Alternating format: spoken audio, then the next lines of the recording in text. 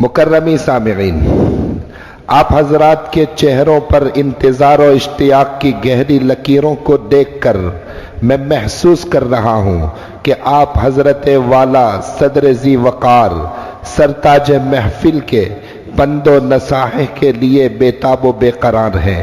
لہذا ہم صدر اجلاس عظیم المرتبت رفیع الدرجات حضرت مفتی صاحب سے عاجزانہ و مخلصانہ درخواست کرتے ہیں کہ آپ اپنے مفید تاثرات اور حکیمانہ کلمات سے ہم تمام حاضرین محفل کی دستگیری اور رہنمائی فرمائیں۔ گلستان علوم دین و شمع ذوفشاں تو ہے، گلستان علوم دین و شمع ذوفشاں تو ہے، ضلالت کی گھٹاؤں میں ہدایت کا نشاں تو ہے۔ نزول رحمت باری ہے ہر دم تیرے سینے پر، نزول رحمت باری ہے ہر دم تیرے سینے پر، برائے تشنگان علم بحر بے کراں تو ہے۔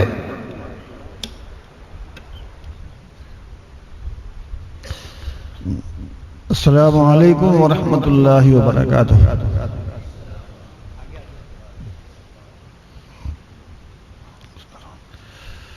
الحمد للہ وکفا وسلام علی عبادہ الذین اصطفیٰ، اما بعد فاعوذ باللہ من الشیطان الرجیم، بسم اللہ الرحمن الرحیم۔ سبحان الذي أسرى بعبده ليلا من المسجد الحرام إلى المسجد الأقصى الذي باركنا حوله لنريه من آياتنا إنه هو السميع البصير۔ وقال النبي صلى الله عليه وسلم إنما الأعمال بالنية وإنما لامرئ ما نوى، فمن كانت هجرته إلى الله ورسوله فهجرته إلى الله ورسوله، ومن كانت هجرته إلى دنيا يصيبها أو امرأة يتزوجها فهجرته إلى ما هاجر إليه۔ وقال النبي صلى الله عليه وسلم کلمتان حبیبتان الی الرحمن خفیفتان علی اللسان ثقیلتان فی المیزان سبحان اللہ وبحمدہ سبحان اللہ العظیم۔ وقال استغفر اللہ۔ محترم حضرات اور سامعین کرام اور معزز حاضرین، قبل اس کے میں کچھ عرض کروں۔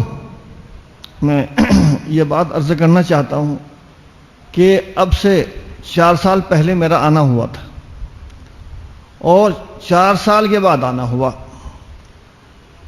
آپ حضرات کی اور ہمارے حضرت قاری صاحب کی محبت اور کشش اور ان کی شفقت کھینچ لائی، تو میں اس سلسلے میں صرف تھوڑا سا عرض کروں گا کہ یہاں اس مجلس میں آ کر مجھے یاد آ گیا کہ گزشتہ مرتبہ ہماری اس محفل میں اب سے 4 سال پہلے حضرت مولانا عبد الرحیم صاحب فلائی موجود تھے، جو اللہ کو پیارے ہو گئے، اور انہی کے بڑے بھائی حضرت مولانا عبداللہ صاحب دہلی ہوائی اڈے پر میری ان کی ملاقات ہوئی، ایک ہی جہاز میں آنا ہوا اور سورت اترے، اور انہوں نے فرمایا مجھے کہ میں چاہ رہا ہوں آپ بھی میرے ساتھ چلیں، لیکن حضرت قاری صاحب نے میرے لیے انتظام فرمایا اور وہاں میرے لیے سواری بھیج دی، تو میں دوسری سواری میں آیا، تو بہرحال وہ بھی اللہ کی رحمت میں چلے گئے۔ تو اس سے پہلے میں عرض کر دوں کہ مولانا عبد الرحیم صاحب فلاحی کے ساتھ حضرت مولانا غلام استادی صاحب بھی تشریف لائے تھے اور یہی فرما رہے تھے، اور ہمارے حضرت قاری صاحب کے مولانا غلام استانی بہت ہی گہرے دوست ہیں، جیسا کہ گفتگو سے اندازہ ہوا کہ بہت ہی بے تکلف، تو ان کی ایک چھوٹی سی بات اس مسجد کو دیکھ کر مجھے یاد آ گئی۔ تو فرما رہے تھے کہ ہمارے یہاں عکل کنواں میں جو عمارتیں بنتی ہیں، لوگ جو ہے ان کو دیکھ کر کہتے ہیں کہ یہاں عمارتیں بنتی نہیں بلکہ اگتی ہیں۔ تو ایسے ہی ہماری یہ مبارک مسجد مسعود اور اللہ کا گھر، جب میں اب سے 5 سال پہلے آیا تو اس وقت، بلکہ میں نے مولانا عبد المنان صاحب سے بھی کہا تھا، جب میں پہلے آیا تقریباً 6-7 سال پہلے، تو مسجد کو میں نے کہا بھائی مسجد آپ کے کم پڑ گئی، تو کہنے لگے ہاں محسوس ہو رہا۔ تو خیر اس کے بعد جو میرا آنا ہوا تو مسجد کی تیاری چل رہی تھی اور جلسہ بجائے یہاں کے وہاں ہوا تھا میدان میں ادھر، اور رات تک ہوا تھا تقریباً 11 بجے 11:30 بجے تک، اور حضرت قاری صاحب نے بہت عمدہ بیان فرمایا تھا۔ اس وقت یہاں مدرسے اس مسجد کی بنیادیں کھدی ہوئی تھی اور یہ صفائی چل رہی تھی، اور ادھر بھی مٹی ادھر بھی مٹی، تو بہرحال یہ ہے کہ مسجد کی بنیادیں کھد گئی تھی، ابھی کچھ کام نہیں ہوا تھا۔ تو مولانا عبد المنان صاحب سے میں نے کہا بھائی کام نہیں کر رہے کہ جی ہاں دعا کرو، تو میں نے کہا دعا تو ہے ہی، اور میں نے تو آپ سے پہلے ہی کہا تھا کئی سال پہلے کہ بھائی آپ کی مسجد کم پڑ گئی، اس کو دوبارہ بناؤ۔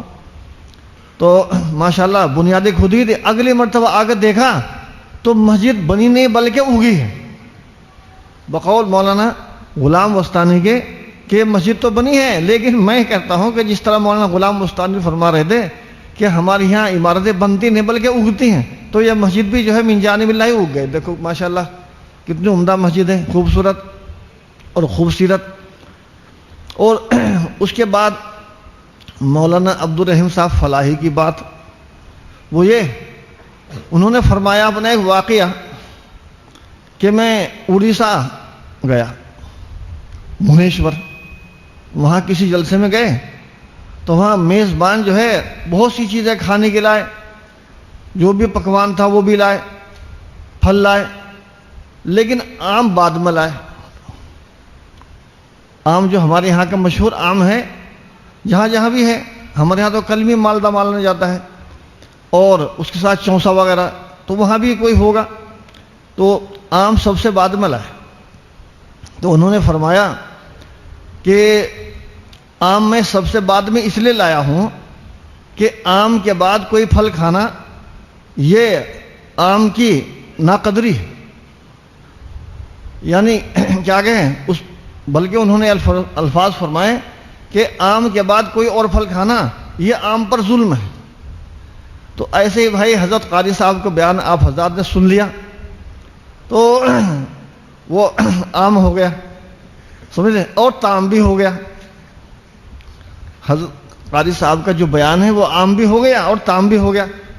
جیسے حضرت مولانا تھانوی صاحب رحمۃ اللہ علیہ سے کسی نے پوچھا کہ حضرت مولانا گنگوہی رحمۃ اللہ علیہ اور حضرت مولانا قاسم صاحب رحمۃ اللہ علیہ، تو ان دونوں حضرات کی شخصیت میں اور مراتب میں کیا فرق تھا؟ تو حضرت مولانا تھانوی صاحب رحمۃ اللہ تو اللہ تعالیٰ نے ان کو بہت ہی حاضر جواب کا علم دیا۔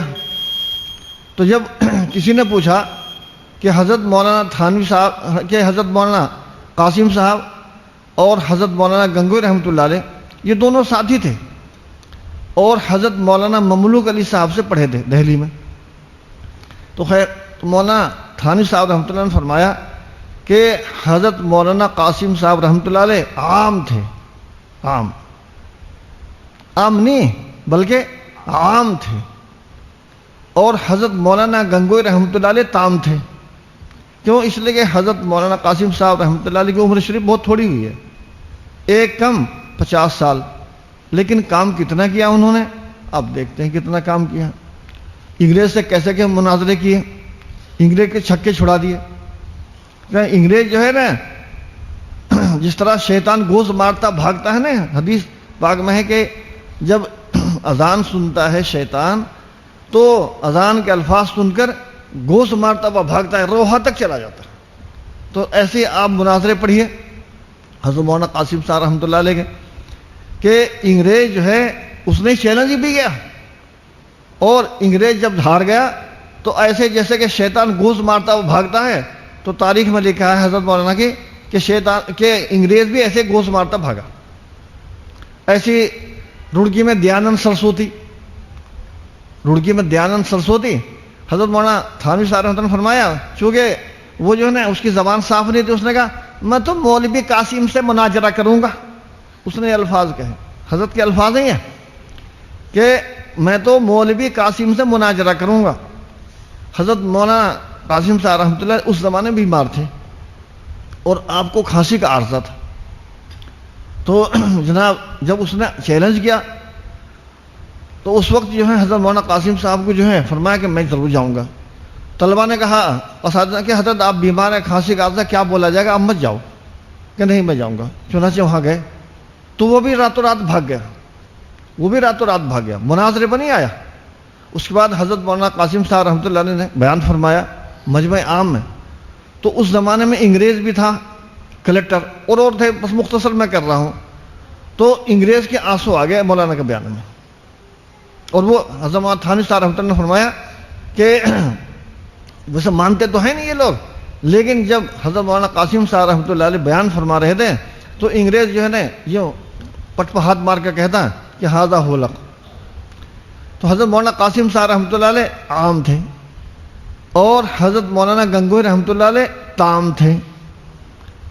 तो आम भी और ताम भी। तो हमारे हजरत कारी साहब रहमतुल्लाह अलैह अल्लाह ताला ने ऐसा नवाजा कि आम भी हैं और ताम भी हैं। अब उसके बाद जो है किसी मजीद बयान की ज़रूरत नहीं है। और वही आम वाली बात याद रखियो, हजरत मौलाना अब्दुल रहीम साहब फलाही वाली। तो मैं तो क्या के चंद बातें अर्ज करके आपसे दरख्वास्त करूँगा बस कि वो ये कि यहाँ तलबा सुबह आ गए, कुछ बैठ गए, मैं कुरान पाक पढ़ रहा था, यही तलबाती दौरे के और कुछ तो मैंने कहा हमारे हजरत फरमाया करते थे कि दौरे के तलबा जब मिलने आते थे, हमारे हजरत मसीहुल्लाह फरमाया करते थे मसूल उम्मत रहमतुल्लाह अलैह कि क्या पढ़ते हो कि जी दौरा शरीफ। कि अच्छा, जानते हो दौरे के माना क्या है, क्या मतलब है कि जी ना। कि फरमाया कि दौरे का मतलब यह है कि दुनिया के कामों से दूर और आखिरत के कामों के करीब, यह है दौरा शरीफ। हजरत फरमाया करते थे हमारे मसीहुल उम्मत, मोटे मोटे अल्फाज में कि दुनिया के दौरे शरीफ का माना है और मतलब कि दुनिया के कामों से दूर और आखिरत के कामों के करीब। एक और तालिब इल्म आए दारुल उलूम देवबंद से, हजरत के पास आया करते थे हमारे हजरत मुस्लिम के पास। तो फरमाया उनका नाम ईसा था, बांग्लादेश के थे और उनके कोई अजीज़ करीब मौलाना थानवी साहब के खलीफा थे, बहुत पुरानी बात है, उनका नाम ईसा था। तो हजरत ने फरमाया कि ईसा तुम इतने दिन हो गए आते हुए यहाँ मेरे पास, तुमने क्या सीखा।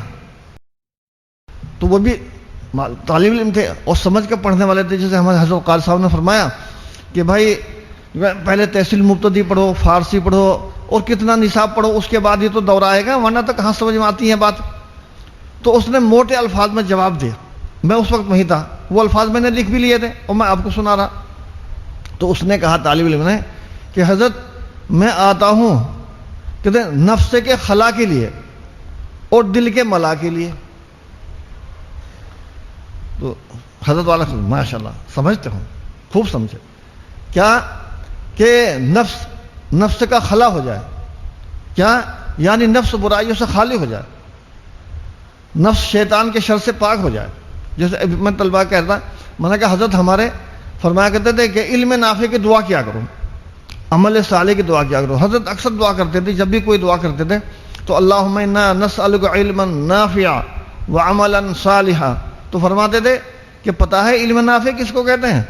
इल्म नाफे उसको कहते हैं जिसके अंदर अमल भी हो, यानी मुकारिन मिल अमल।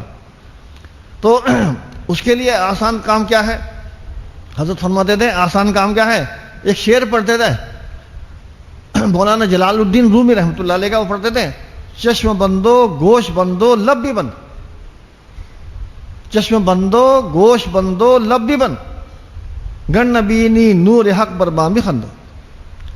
के आंख बंद, जबान बंद, कान बंद, अगर ये बंद रखे और अल्लाह का नूर पैदा न हुआ तो मुझ पर हंसना, यानी ऐसा हो ही नहीं सकता कि आंख बंद रखी, कान बंद रखे, जुबान बंद रखी, दिल की निगरानी रखी, दिल की निगरानी रखी, तो ऐसा नहीं हो सकता कि नूर पैदा न हो। और میں کہا طلبا سے صبح، میں نے کہا بھائی، کہتے ہیں نور ہی تو پیدا کرنے کے لیے آ رہے ہیں، یہاں جو آئے ماں باپ کو چھوڑ کر، اور اتنے دن ہو گئے یہاں رہتے رہتے، تو علم نبوت اور نور نبوت تو حاصل کرنے آ رہے ہیں. اور یہ نور نبوت کب ملے گا؟ جب نفس کا خلا ہو جائے گا تو انشاءاللہ دل میں ملا ہو جائے گا. دیکھو ہمارے حضرات کتنے بڑے بڑے حضرات، کیسے کیسے حضرات، اب یہ میوات کے بیٹھے ہیں، تو وہ علاقہ جو ہے ہمارا معین الدین چشتی کا علاقہ ہے. بہت سال کی بات ہوگی، تقریباً جو ہے نا 24-25 سال ہو رہے، سردی کا زمانہ تھا. تو دارالعلوم کے اساتذہ بھی تھے اور دارالعلوم کے ساتھ ساتھ میں بھی تھا. تو انہوں نے بتایا ایک جگہ ہو رہی ہے، وہاں اتر کے پیدل پیدل چلے گئے، بہت دور تک چلے گئے بات کرتے ہوئے. سردی کا زمانہ تھا، اچھا لگ رہا تھا، سرسوں تھی کھڑی ہوئی. خیر تو وہاں جا کے جو ہے ہم بیٹھے، پھر جو ہے دن ہوا رات ہوا، تو رات میں جو ہے بہت دور دور سے اذان کی آواز آ رہی تھی. لاؤڈ اسپیکر کا زمانہ، ادھر سے بھی اذان آ رہی، ادھر سے بھی اذان کی آواز آ رہی، ادھر سے بھی ادھر سے بھی. تو حضرت مولانا شبیر صاحب دارالعلوم دیوبند کے استاد، انہوں نے مجھ سے پوچھا کہ مفتی صاحب بتائیے کہ یہاں جو اتنے مسلمان ہیں اس تعداد میں، چونکہ ہمارے یہاں سب سے زیادہ تعداد جو مسلمان ہیں کہ وہ کشمیر میں، اس کے بعد 24 پرگنہ، اس کے بعد بھاگلپور، اور اس کے بعد ان کا میوات. سہارنپور مکہ میں 34% ہے. تو بہرحال یہ ہے کہ اتنے مسلمان کہاں، تو ان کا مبلغ اول کون؟ تو میں نے عرض کیا، من کا ان کے مبلغ اول حضرت معین الدین چشتی رحمۃ اللہ علیہ.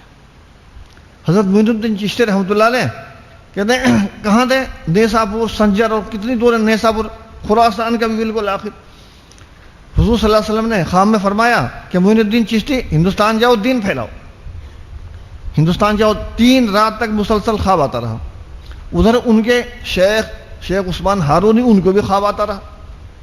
ان کو حضور صلی اللہ علیہ وسلم فرماتے کہ معین الدین چشتی کو ہندوستان بھیجو، دین پھیلائے.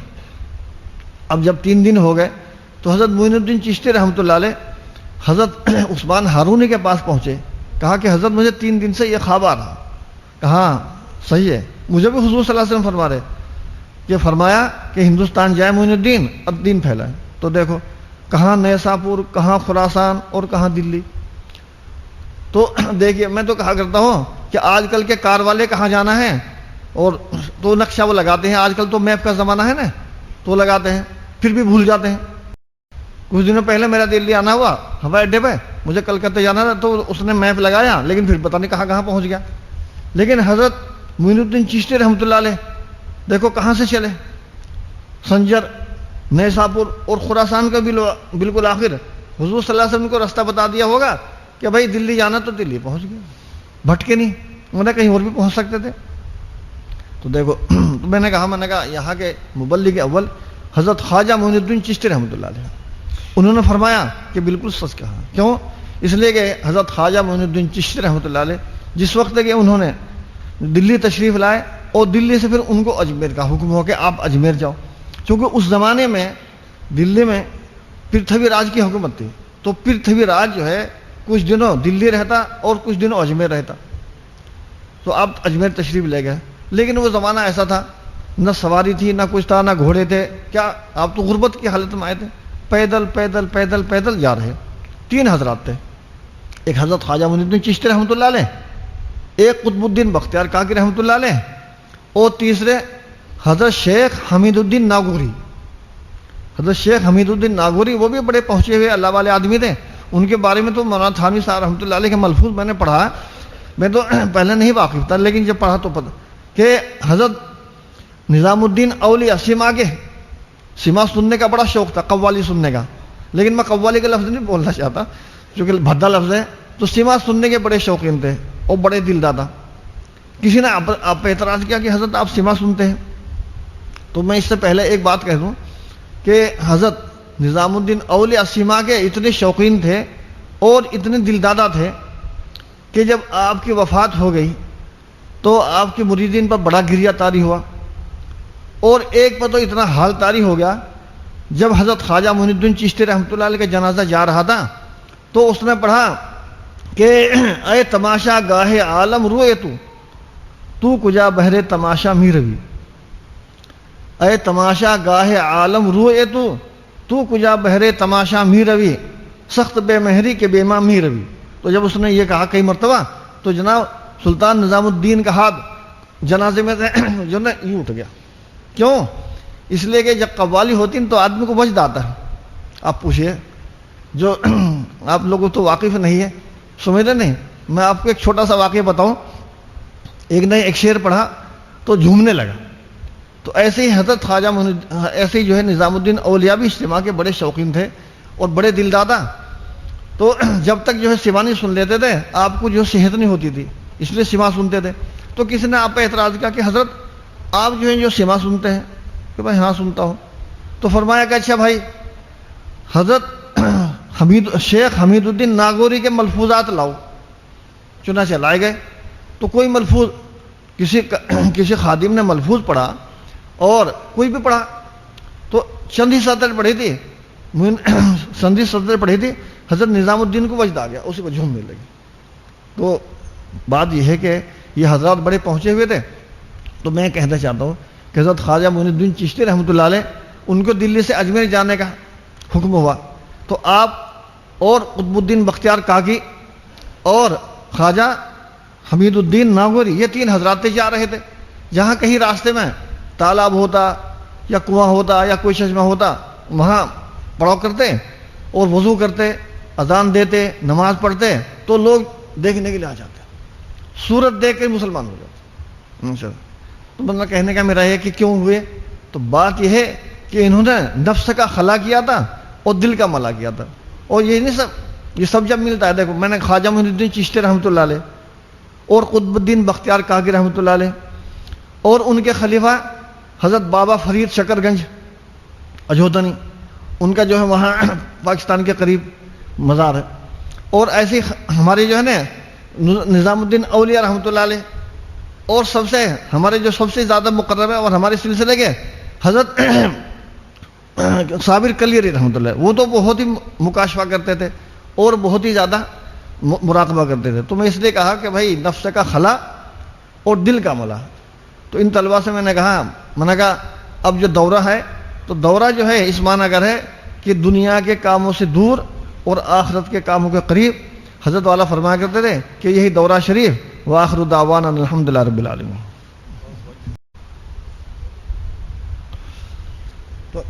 الحمدللہ رب العالمین. اللہم صلی علی سیدنا و مولانا محمد وعلی آل سیدنا و مولانا محمد وبارک وسلم.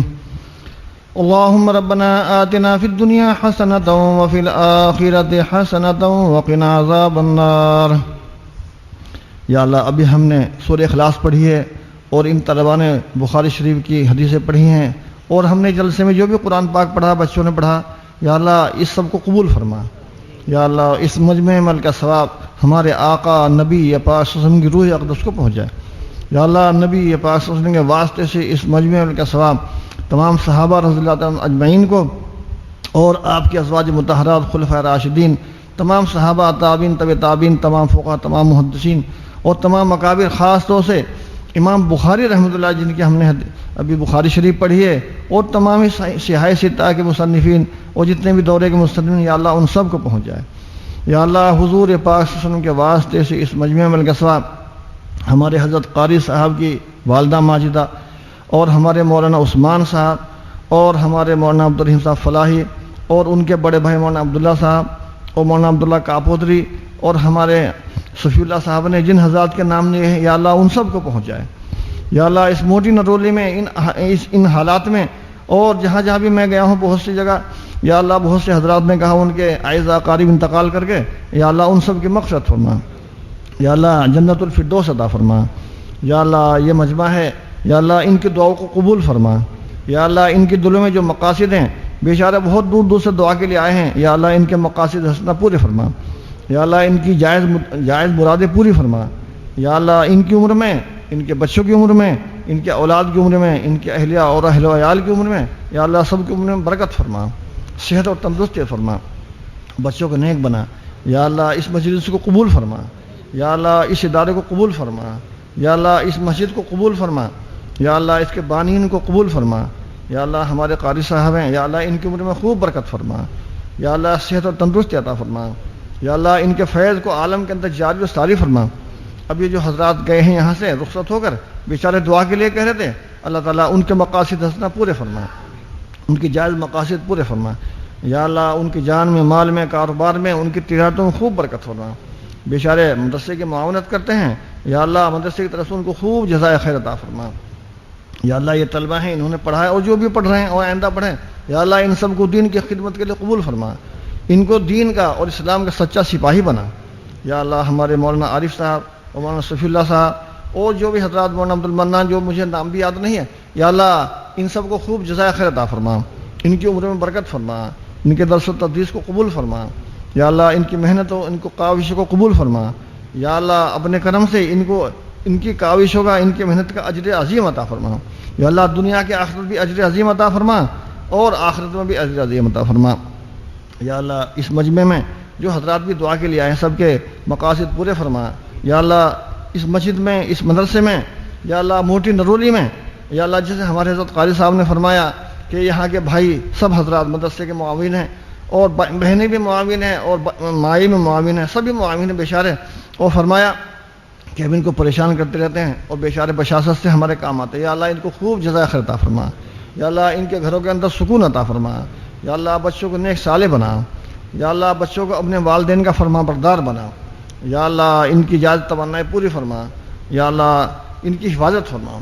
آج کل دنیا میں اور خاص طور سے مسلمان پر فتنے نازل ہو رہے ہیں، یا اللہ مسلمانوں کی حفاظت فرما، یا اللہ ہماری ان مساجد کی مکاتب کی حفاظت فرما، یا اللہ یہ دین کے چشمے ان کی حفاظت فرما، یا اللہ ان کو قبول فرما، یا اللہ ان کا فیض جاری فرما، یا اللہ مسلمانوں کو عزت عطا فرما، ہمارے دین کو سربلندی عطا فرما، یا اللہ اس وقت مسلمان پریشان حال ہے، یا اللہ مسلمانوں کی حفاظت فرما، اور خاص طور سے لوگ اس وقت کاروبار کے اعتبار سے بہت پریشان ہیں، مال کے اعتبار سے بہت پریشان ہیں، یا اللہ مسلمانوں کی مالی پریشانی کو دور فرما، جو بے روزگار ہیں اللہ تعالیٰ ان کے روزگار میں، یا اللہ ان کو روزگار نصیب فرما، اور جن کے روزگار لگے ہوئے ان میں استحکام عطا فرما، برکت فرما، ترقی عطا فرما، یا اللہ فضول خرچی سے یا اللہ حفاظت فرما، یا اللہ فضول خرچی سے حفاظت فرما، یہ ابھی نکاح ہوا یا اللہ اس میں برکت فرما، یا اللہ بہت سادگی سے نکاح ہوا ماشاءاللہ، یا اللہ اس میں خوب خیر برکت عطا فرما، یا اللہ اولاد صالح بھی عطا فرما، یا اللہ اور بھی جو حضرات ہم سے دعا کی امید رکھتے ہیں اللہ سب کے مقاصد پورے فرما، یا اللہ ہماری ان دعا کو حضور پاک صلی اللہ علیہ وسلم کے واسطے سے قبول فرما، صلی اللہ تعالیٰ علیہ وسلم۔